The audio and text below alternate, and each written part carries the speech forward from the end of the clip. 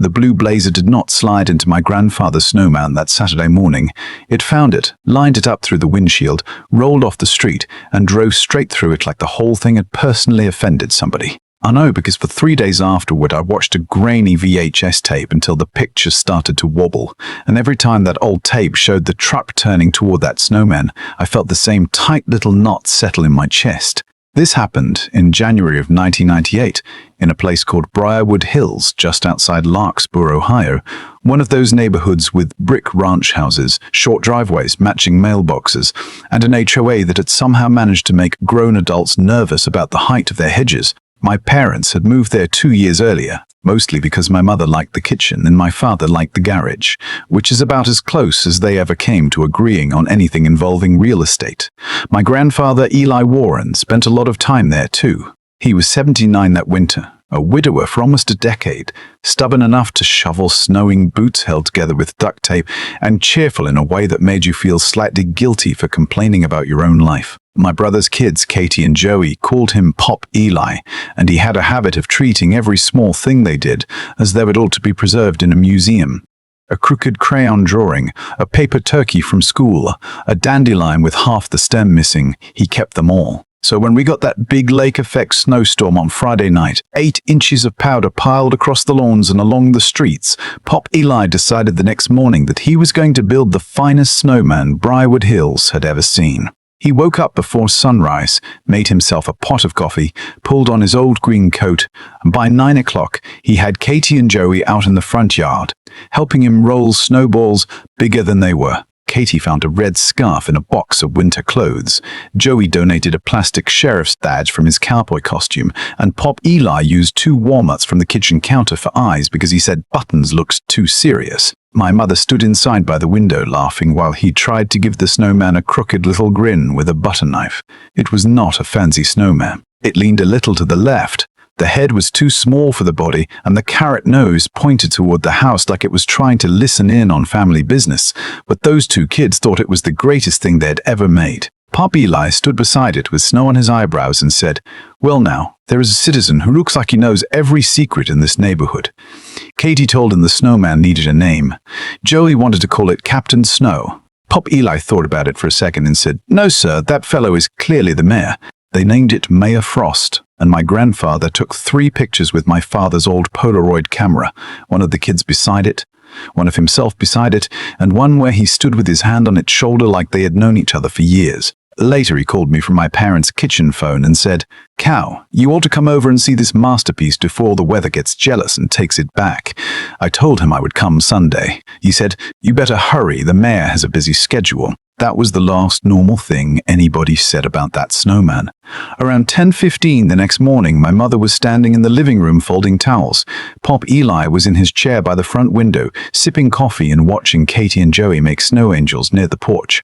The road had been plowed, but there was still packed snow along the curb and a gray sky hanging low over the roofs.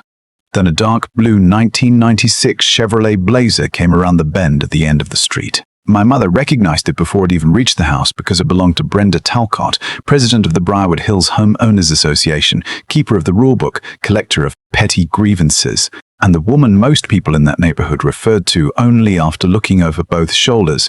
Now, I want to be fair about Brenda Talcott, because fair is usually the first thing to leave the room when people are angry, and I had plenty of reasons to be angry later. Brenda was not loud. She was not wild. She did not scream at people in grocery store parking lots or leave threatening messages on answering machines. In some ways, that made her worse. Brenda spoke softly, smiled politely, and delivered bad news with the steady confidence of somebody who had never once considered the possibility that she could be wrong. She had been HOA president for 3 years by then, and in those 3 years she had sent my parents notices for a bird feeder, a lawn chair the color of a flower pot, and once, I swear this is true, a basketball left in the driveway for one afternoon after Joey had been visiting. She believed neighborhoods stayed decent only when someone was willing to enforce standards. The problem was Brenda believed standards applied to everyone except Brenda. A week before the snowstorm, she had pushed through a reminder at the HOA meeting about front yard easements and seasonal displays. There had been a complaint, supposedly, about a Christmas reindeer decoration near a sidewalk. Brenda stood in the little cup house holding a 3-ring binder against her chest and said, "We all have to remember that shared spaces are not personal canvases." Pop Eli had been sitting beside my mother in the back row, mostly because she had asked him to come along and he liked free coffee. He leaned toward me and whispered, "I suppose a snowman will need a zoning permit next." A couple of people heard him and laughed. Brenda heard him too. She looked right at him, smiled that thin little smile of hers, and said, "Mr. Warren, I am sure we can all agree that the rules exist for a reason." Pop Eli nodded like she had just said something very wise. Then he said, "Of course they do, ma'am. Otherwise, how would we know when a snowman becomes dangerous?" There was more laughter that time. Not loud laughter, just enough to make Brenda's face settle into that tight expression people get when they are trying to pretend they are not embarrassed. I remember thinking at the time that it was nothing. Just an old man making a joke at a boring meeting. But in a place like Briarwood Hills, small moments had a way of living longer than they should. The following morning, Brenda's Blazer came down our parents' street. My mother said it was moving too fast for the conditions, but not so fast that the driver could not have stopped. The Blazer passed the house, then drifted slightly toward the curb. At first she thought it had hit a patch of ice, then it turned harder. It crossed the packed snow along the roadside, went up over the edge of the lawn, and crushed Mayor Frost right through the middle. The body broke apart first, then the head went rolling across the yard. The red scarf snapped loose and caught in the hedge beside the walkway. The sheriff's badge disappeared under the tires. The Blazer bounced once, rolled back onto the street, and kept going. It did not stop. It did not slow down. It did not even brake. My mother made a sound that she later said was not a scream, more like the sound a person makes when they see something mean happen, and cannot believe it was done on purpose. Pop Eli stood up from his chair, walked to the window, and looked out at the pieces of that snowman scattered over the snow. Katie started crying because she thought the plow had done it. Joey asked if Mayor Frost was dead. Pop Eli did not answer either one of them right away. He just stood there with his coffee cup in one hand, looking through the glass at the carrot nose line near the curb. Finally he said, "Well, I reckon the mayor got voted out early." He tried to smile when he said it, but my mother told me later that his voice did not sound like his own. 20 minutes after it happened, she called me at my apartment across town. I still remember exactly how she sounded.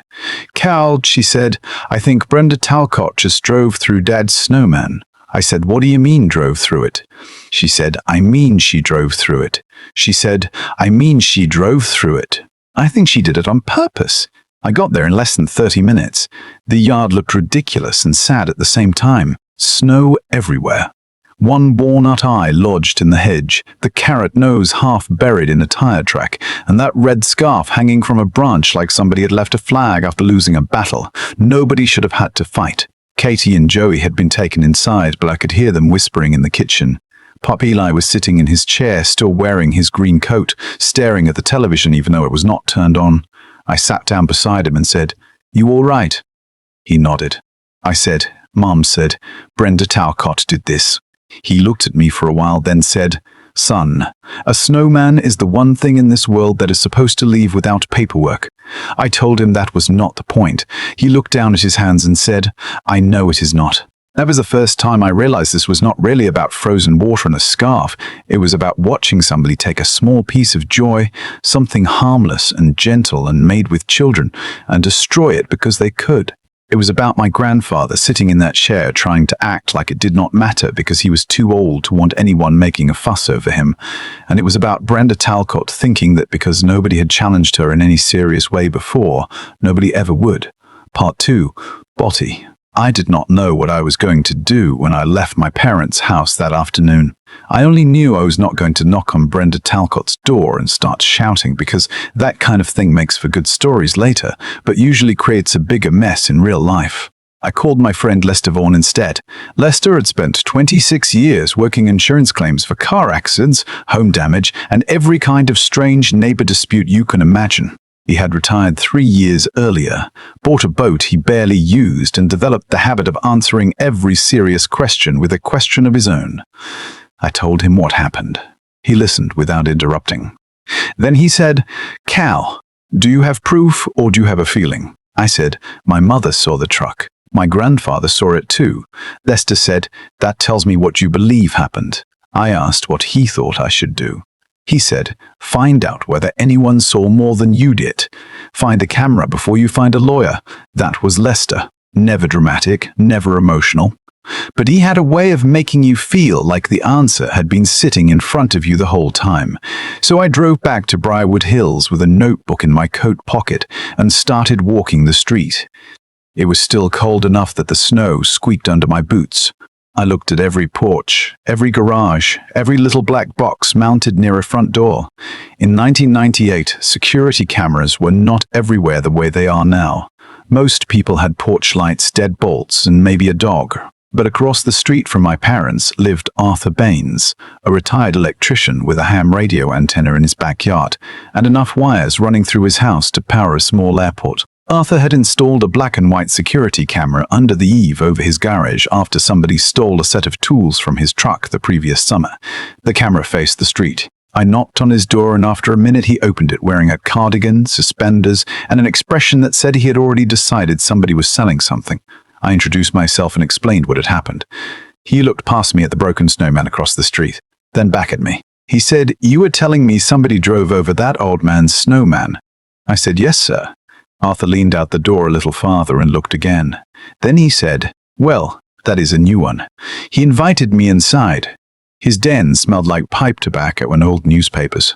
There was a television in the corner, a VCR underneath it, and a stack of tapes arranged in a milk crate with handwritten labels like Decanter Garage, Holiday Weekend, and Snow Day. Arthur told me the camera fed into the VCR automatically. He had the clock set 5 minutes slow because he had never figured out how to change it after daylight saving time. We rewound the tape to just after 10. At first, all we saw was the street, a few tire tracks, a mail truck passing through, then a woman walking a golden retriever in a purple coat. Arthur fast-forwarded a little. Then he stopped. The screen flickered. There was the blue blazer coming from the left side of the frame. There was my parents' lawn, white and untouched. There was Mayor Frost standing beside the walkway, a dark scarf around his neck, and that crooked carrot nose pointing toward the house. And there was Brenda Talcott's truck. The blazer did not drift. It did not liskid. It did not lose control. You could see the front wheels turn. You could see the truck leave the plowed road and travel over the packed snow at the curb. You could see the snowman disappear beneath the bumper. Arthur sat very still beside me. I could hear the VCR motor clicking. Then the truck came back onto the road and drove out of frame. Arthur looked at me and said, "Well, that was deliberate as a bad haircut." I watched it again. Then again. The third time, I leaned close to the screen and saw enough of the license plate to make out most of the numbers. Not all of them, but enough. Arthur copied the tape onto a fresh VHS cassette and wrote Jan 17, 1998 on the label in thick black marker. He handed it to me and said, "Keep this somewhere dry." I took the tape home and put it on my kitchen table. I remember staring at it for a long time. It was just a plastic rectangle with 2 little reels inside. But it suddenly felt heavier than anything else in the room. The next morning, I called the Larkspur Police Department non-emergency line. I said I wanted to file a report for intentional property damage.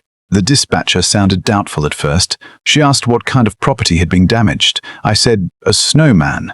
There was a pause. Then she said, "Sir, did you say a snowman?" I said, "Yes, ma'am, but please do not hang up yet." I explained about my grandfather, the children, the camera, the truck, the videotape. She transferred me to Officer Marta Ruiz.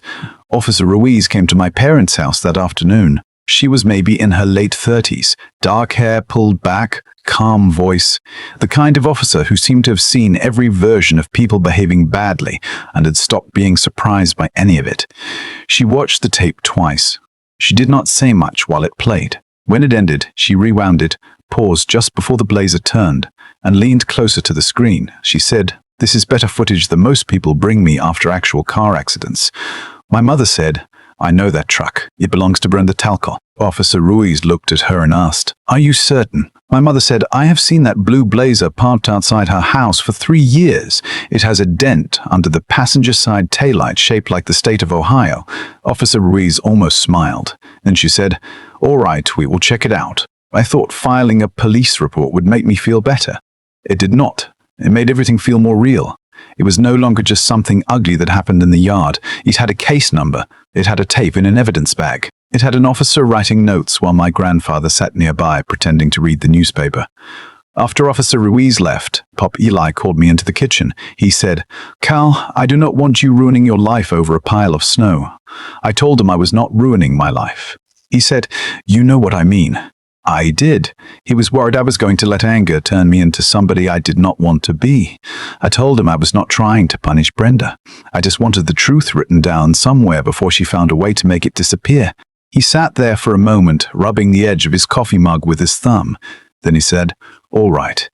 But do not forget, sometimes a person gets so busy proving he is right, he forgets to ask whether he is being decent." That was Pop Eli. He could turn a kitchen conversation into a lesson without making it feel like one. I promised him I would remember. That Tuesday evening, Brenda Talcott came to my parents' house. I was there because my mother had called and said Brenda was standing at the front door. She was wearing a camel-colored coat, leather gloves, and the expression of a woman who had rehearsed every word in the car before walking up the drive. My father opened the door, but he did not invite her in. Brenda looked past him and saw me standing in the hallway. She said, "I had hoped to speak with your mother privately." My father said, "You can speak right there." Brenda's eyes moved to me. She said, "Cal, I understand there has been some confusion about an incident Saturday morning." I said, "Confusion is one word for it." She inhaled slowly. Then she said, "I lost traction near the Warren house. The road conditions were poor." I said, "The road was plowed." She said, "The road was plowed." She said, "There was snow along the curb." I said, "You drove through the curb snow, across the lawn, and through a snowman." She looked at me for a second too long. Then she said, "It was placed in the right-of-way." My mother made a sound behind me, something between a laugh and disbelief.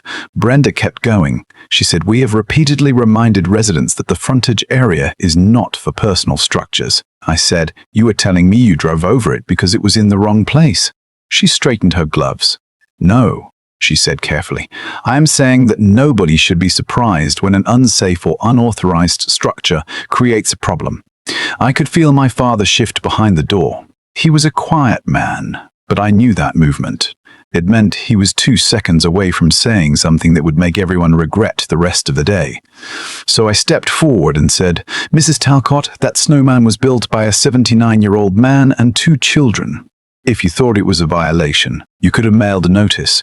You could have called. You could have knocked on the door, but you do not get to drive your truck through somebody's yard and then come here acting like the snowman broke the law." Her face changed then, not dramatically. Brenda was too controlled for drama, but the smile left her eyes. She said, "Your family has made it difficult to maintain standards in this community." I said, "No, Brenda. What made it difficult was you treating every neighbor like a problem waiting to happen." She stared at me, then said, "I hope you understand the consequences of making reckless accusations." I looked right back at her and said, "I hope you understand the consequences of forgetting somebody might have seen you." For the first time that evening, she looked uncertain. She turned to leave without saying goodbye. My father shut the door behind her. My mother stood in the hallway with both hands over her mouth, and then she said, "Well, I suppose that was not a friendly visit." My father looked at me and said, "Son, you did fine." Then he added, "Though I would have enjoyed saying the part about the truck." The next few days were strange. In 1998, news did not spread through social media. It spread through telephone cords stretched across kitchen counters, through calls made after dinner, through the pharmacy, the grocery store, the church parking lot, and the coffee pot at the Larkspur Diner. By Thursday morning, half of Briarwood Hills knew a police officer had visited Brenda Talcott's house. By Friday evening, people who had barely spoken for years were calling one another to ask if the story was true. I did not share the tape with anyone. I did not make copies. I did not call neighbors. But when people asked me directly, I told them what I could say honestly. Yes, a report had been filed. Yes, there was videotape. Yes, the police were looking into it. That was all. It turned out all was more than enough. Something had been building in Briarwood Hills for a long time, and the snowman was just the crack in the wall. People started remembering things out loud. Mrs. Missant, Grady from Oak Lane, talked about the warning she got for hanging wind chimes after her husband died, because Brenda said the sound could disturb neighboring residents. A man named Harold Pierce said Brenda had once taken pictures of a rust spot on his pickup truck and mailed him a letter warning that visible vehicle deterioration lowered community value. The Petersons said they had received a fine because their trash can sat beside the garage overnight while Mrs. Peterson was in the hospital having emergency surgery. Each story sounded small by itself. A wind chime, a truck, a trash can, a flower pot, a basketball. But when people began putting them together, they did not sound small anymore. They sounded like a pattern. And that was the part Brenda had never understood. You can make people feel alone for a long time, but you cannot keep them alone forever. Officer Ruiz called me the following Monday. She said she had spoken with Brenda Talcott. She could not tell me everything about the conversation, but she said the vehicle was confirmed, the footage was clear, and the matter had been sent to the county prosecutor for review under a minor criminal mischief complaint. I thanked her. Then I asked whether she thought he would go anywhere. She said, "Mr. Warren, I have learned not to predict what prosecutors will do. But I will say this, the driver had a difficult time explaining why the truck left the street. That was all she could say, but it was enough. Later that evening, I went to my parents' house and told Pop Eli. He was sitting at the kitchen table peeling an apple with that little red-handled knife he had owned since I was a kid. He listened quietly. Then he set the knife down and said, "Do they need me to do anything?" I said, "Maybe. There might be questions later." He nodded. I asked him whether he wanted me to talk to a lawyer about suing Brenda for damages. He looked at me like I had suggested we take a boat to the moon. Then he laughed. Not a big laugh, but the first real one I had heard from him since Saturday. "Cal," he said, "what damages?" I said, "It was not about the money." He said, "I know, but if it is not about money, then do not pretend it is." I told him it was about what she did. He nodded. Then he said something I've thought about 100 times since. He said, "That woman did not hurt me because she knocked down a snowman. She hurt me because she wanted to feel bigger than something harmless. Now everybody knows that about her. Let that be enough, if it can be enough." I did not know how to answer. He went back to peeling the apple. Then he said, "Besides, you should have seen the thing. That head was too small. The whole town is probably safer now." A few days later, Briarwood Hills held its regular HOA meeting. Normally those meetings had maybe 10 people, 12 if someone was upset about a fence or a tree. That night, there were 43 folding chairs set up in the clubhouse, and every one of them was full. People stood along the back wall. There was a coffee urn in the corner, a plate of store-bought cookies nobody touched, and the kind of silence that settles over a room when people have all arrived for the same reason but are trying to act like they have not. Brenda sat at the long table in front with the rest of the board. She wore a navy blazer and a pearl necklace, and she looked polished, prepared, and tired. I will give her that much. She looked like someone who had not slept well. The board president was actually a man named George Hollis, but George had spent the previous few years letting Brenda run nearly everything because, as he once told my father, Brenda was good with paperwork. That night, George looked like a man who had finally realized paperwork could bite. He went through the first few items on the agenda. Roof maintenance, landscaping bids, reserve funds, all of it so painfully ordinary that people started shifting in their chairs. Then he opened the floor for comments. The first person to stand was Mrs. Grady. She was 71, wore orthopedic shoes, and had the kind of voice that carried better than most microphones. She said, "I have lived here since these homes were new. I have never spoken at one of these meetings before." Then she told the room about the wind chime notice she received after her husband died. She did not accuse. She did not raise her voice. She just said, "I had spent 46 years listening to that sound on our porch, and I was told it made the neighborhood look unmanaged." Then she sat down. After her came Harold Pierce, then the Petersons, then a young couple from Cedar Court who said they had stopped letting their children draw with chalk in front of their house because Brenda once warned them that sidewalk markings could create a perception of disorder. One by one, people got up and told the truth in plain language. Nobody shouted. Nobody called Brenda names. Nobody made a speech. That was what made it so powerful. The room was full of people who had spent years swallowing irritation because they did not want trouble. And now they were simply describing what had happened. Brenda sat very still through all of it. When the comments ended, George Hollis cleared his throat and asked if she wished to respond. Brenda folded her hands on the table. She said, "I stand behind my record of preserving the standards that make Briarwood Hills a desirable place to live."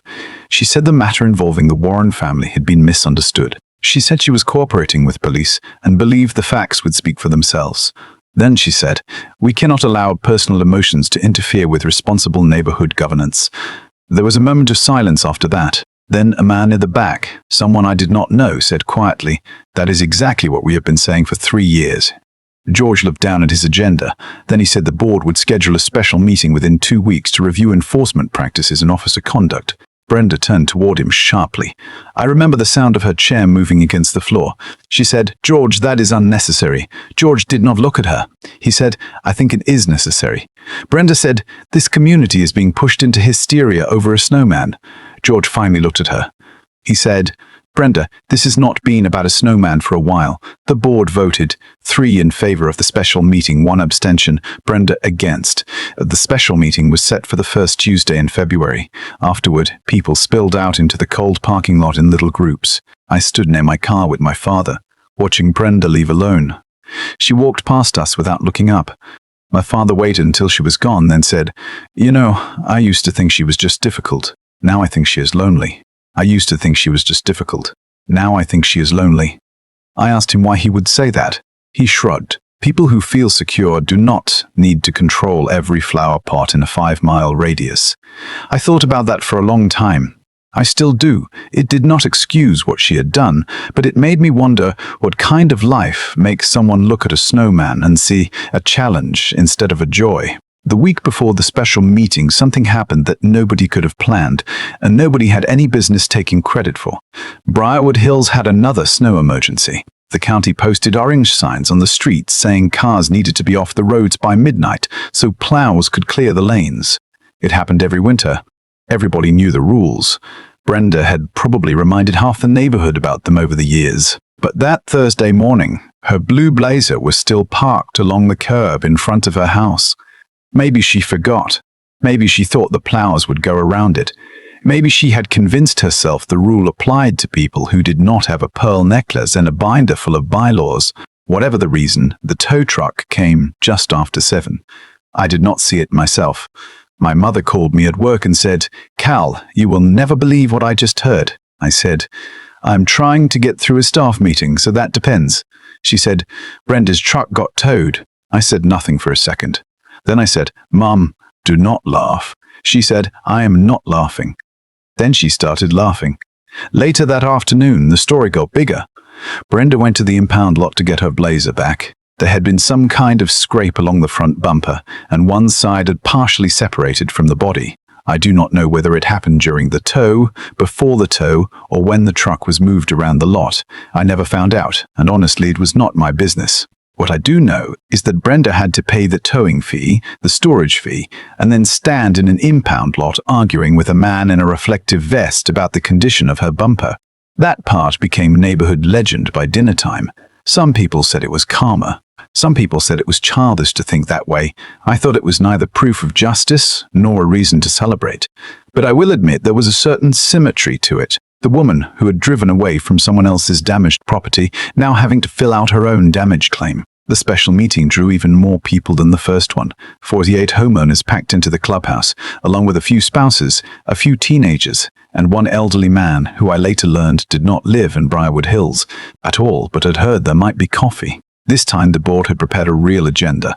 They were going to discuss the violation process, the appeal procedure, officer conduct, how fines were issued, how homeowners could challenge decisions, and whether one person should have as much influence as Brenda Talcott had been given. George Hollis opened the meeting by saying, "We are not here to put one person on trial. We are here to decide whether our systems work for the people who live under them." It was the smartest thing I had ever heard George say. The conversation lasted almost 3 hours. There were lawyers in the room, retired teachers, former military people, a woman who worked for the county records office, and more than a few residents who had simply become experts in rules because Brenda had forced them to read every rule she ever tried to use against them. They talked about due process. They talked about consistency. They talked about basic kindness. One man said, "A neighborhood is not a barracks." A woman near the back said, "Rules without judgment become a weapon." Another homeowner said we should not need to be afraid of our own front porch. Brenda did not say much at first. Then, near the end, she stood up. She did not go to the microphone. She stood beside her chair and said, "I have spent years doing work nobody else wanted to do. I have volunteered my time, enforced the covenanters we all agreed to, and taken criticism from people who would rather complain than participate." She looked around the room, and for the first time I saw something in her face that was not anger. It was hurt. Maybe even fear. Then she said, "I made one mistake, and now you all want to erase everything I have done." The room was quiet. George Hollis answered her. He said, "Brenda, nobody is here because of one mistake. That is the problem." The room stayed quiet after that, but it was a different kind of quiet, not cruel, not triumphant, just honest. At the end of the night, the board passed 4 changes. First, no violation notice could be issued by one officer acting alone. Second, every homeowner would have the right to appeal before a fine became final. Third, all proposed changes to the HOA rules would have to be posted for 30 days before a vote. Fourth, the association would create a resident conduct committee with the authority to review complaints against board officers. Brenda abstained on the last vote. She did not resign that night. She gathered her papers, put them neatly into her binder, and walked out without speaking to anyone. I watched her leave from the back of the room. Part of me expected to feel relieved. Instead, I felt tired. Justice, I learned, is not always a big clean moment where everybody claps and the bad person disappears into the night. Sometimes it is a long room full of folding chairs, tired people telling the truth, and a woman realizing the authority she thought she owned had always belonged to the people around her. Part 3. Ending. The prosecutor eventually decided not to pursue a full criminal case against Brenda. Officer Ruiz called and explained that the damage had little monetary value. There were no injuries, and the county believed a formal warning and documentation would be enough under the circumstances. She said the footage and report would remain on file. I told Pop Eli. He nodded and said, "That is probably right." I asked if he was disappointed. He shook his head. "Cal," he said, "I never wanted that woman in jail. I wanted her to stop thinking she could do anything she pleased, just because she had a title next to her name." I asked him whether he thought she had stopped. He picked up his apple knife, held it up, and said, "I am old enough to know people do not change just because they get caught. But they do get more careful." There was something sad about that answer, but there was truth in it too. A few weeks later, Brenda announced that she would not seek another term as HOA president. She wrote a short letter that went out with the February newsletter. It said she believed the community needed new leadership and that she intended to focus on personal matters. There was no apology in the letter. Not to my grandfather, not to Katie and Joey, not to anyone. But by then I did not need one. An apology can matter. Sometimes it matters a great deal. But a forced apology from somebody who does not understand the harm they caused is just another kind of paperwork. The annual election was held in March. A man named Martin Keene ran for president. Marty had been a high school principal for 32 years, and he had the kind of calm voice that made people lower theirs without realizing it. He talked about fairness, clarity, and getting back to the idea that a neighborhood should feel like a neighborhood, should feel like a neighborhood. He did not mention Brenda by name during his campaign. He did not need to. He won by a wide margin. My mother asked Pop Eli to come to the meeting when the results were announced. He did not want to at first. He said, "That is their business, not mine." My mother said, "Dad, you started this whole thing." He said, "I did not start anything. I built a snowman." In the end, he came anyway. He wore his good brown coat, the one with the missing button hidden under the collar, and sat in the back row beside my mother. When Marty Keene's name was announced, people clapped. Not wildly, not like they had won a football game. It was more like the whole room let out a breath it had been holding for years. Pop Eli clapped too. Then he leaned toward me and said, "You know, I still think Mayor Frost would have made a better president." I told him he had the wrong temperament for public office. Pop Eli said, "He had excellent posture." That spring came late. The snow stayed dirty along the curbs through most of March, and the grass did not really turn green until April. Life moved on the way it always does. Brenda moved out of Briarwood Hills sometime that summer. I heard she went to live with her sister in Dayton. I do not know whether that was true. I never looked into it. I had no interest in following her life after that. She'd been a chapter in hours, not the whole book. But every winter after that, whenever snow started falling, I thought about that morning. I thought about the blue blazer, the VHS tape, the clubhouse filled with folding chairs, and my grandfather sitting quietly in front of a television that was not even on. 2 years later, in February of 2000, we had another good snow. Katie was older then. Joey had lost interest in cowboy badges, and Pop Eli was 81. I went over to my parents' house on a Sunday afternoon and found him outside in the yard wearing that same old green coat, rolling snow with the kids. There was a new snowman taking shape near the porch, farther back from the street this time, though nobody said why. Katie was tying a blue scarf around its neck. Joey had found 2 smooth black stones for eyes. Pop Eli stood up slowly, brushed snow from his gloves, and looked at me. He said, "Cal, this one is better built." I said, "That is because you finally hired a competent construction crew." He laughed. Then he handed me the carrot. "Put this on straight," he said. "Last time the mayor looked like he was listening to the wrong house." So I pushed the carrot into the snow, maybe a little straighter than it needed to be. Pop Eli stepped beside the new snowman and handed my mother the Polaroid camera. He put one arm around Katie and one around Joey. Then he said, "Make sure you get the whole yard." My mother took the picture. A few minutes later, after the kids had gone inside for hot chocolate, Pop Eli gave me one of the copies. On the bottom, in his crooked handwriting, he had written, "Still standing." I kept that picture for years. Maybe I still have it somewhere in a box with old Christmas cards and receipts I cannot bring myself to throw away. I used to think the lesson of that winter was that bad people eventually get what they deserve. That is a satisfying lesson, and I suppose it is the one most people want. But I do not think that is what really happened. Brenda Talcott did not lose power because a snowman got knocked down. She lost power because people saw what she did when she thought nobody could hold her accountable. They saw the difference between rules and decency. They saw that authority without kindness turns into something ugly. And maybe that is the part worth remembering. The snowman melted, the truck got towed, the board changed, Brenda left, and time moved on like it always does. But my grandfather built another snowman. The kids came back. The scarf came back. The carrot came back. And sometimes, after somebody tries to make you feel small, the strongest thing you can do is build something gentle again and let the world see that you are still standing. Now I want to ask you something. Was I right to take that tape to the police, or did a neighborhood turn one ugly moment into consequences that were too big? Did Brenda deserve to lose her position, or was the snowman only an excuse for people to settle old scores?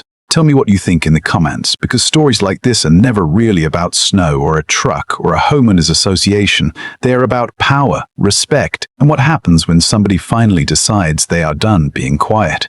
If this story made you think of someone in your own neighborhood, share it with them, and subscribe for more stories about ordinary people who discovered that sometimes the truth does not need to shout to be heard.